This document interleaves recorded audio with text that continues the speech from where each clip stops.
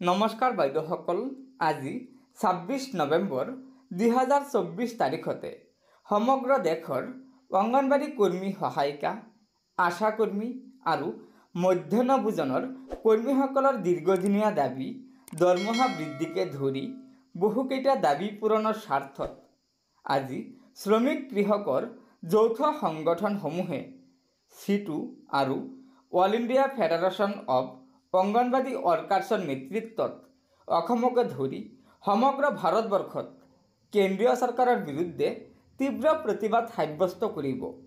হয় বাইদেউসকল, এয়া চাওক, আজিৰ আন্দোলন কাৰ্যসূচীৰ মুখ্য দাবীসমূহ হৈছে, 1 নম্বৰত আছে অংগনবাড়ী কৰ্মী সহায়িকা, আশা কৰ্মী আৰু মধ্যাহ্ন ভোজনৰ কৰ্মীসকলৰ চাকৰি চৰকাৰীকৰণ কৰি ন্যূনতম মজুৰি 26,000 টকালৈকে বৃদ্ধি কৰিব লাগে।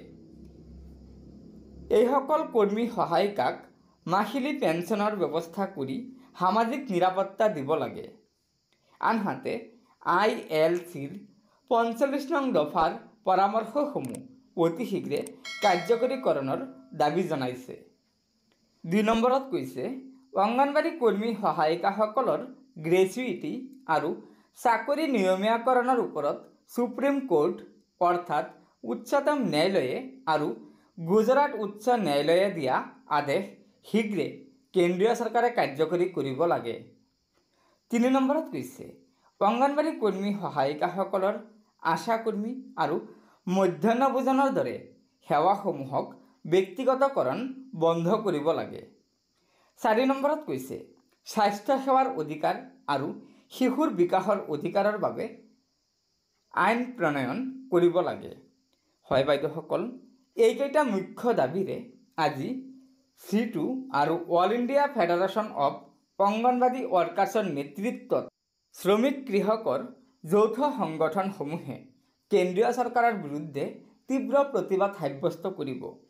গতিকে বাইদেউসকল, আশা কৰা হৈছে যে শ্ৰমিক কৃষকৰ আজিৰ এই যৌথ আন্দোলনৰ প্ৰতি লক্ষ্য ৰাখি কেন্দ্ৰীয় চৰকাৰে অতি শীঘ্ৰে এইসকল কৰ্মচাৰীৰ দৰমহা বৃদ্ধিৰ ওপৰত আৰু মাহিলী পেঞ্চন দিয়াৰ ওপৰত নিশ্চয় কিবা এটা ব্যৱস্থা গ্ৰহণ কৰিব।